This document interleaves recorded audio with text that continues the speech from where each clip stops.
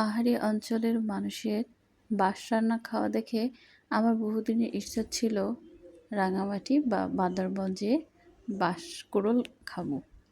দুঃখজনকভাবে রাঙামাটি এবং বান্দরবন ২ জায়গায় যাওয়া হয়েছে, কিন্তু বাঁশকুড়ুল আর খাওয়া হয়নি। তাই এ বাড়ি এসে বাঁশঝাড় থেকে কচি একটা বাঁশ তুলে নিয়ে আসলাম। নিজের মতোই করে এটার গায়ের জামাকাপড়গুলো সব খুলে মাঝখানের নরম অংশটা বের করে তা ছোট ছোট পিস করে কেটেছি।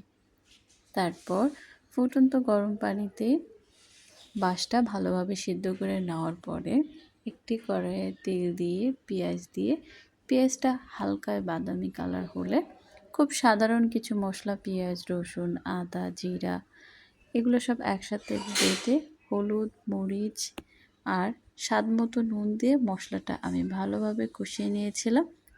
খুব সিম্পলভাবেই আমি রান্নাটা করেছি। একদম আমরা সাধারণভাবে যেরকম তরি-তরকারি রান্না করি, আমি অনেকটা সেইভাবেই বাঁশকুড়ুলটা রান্না করেছি।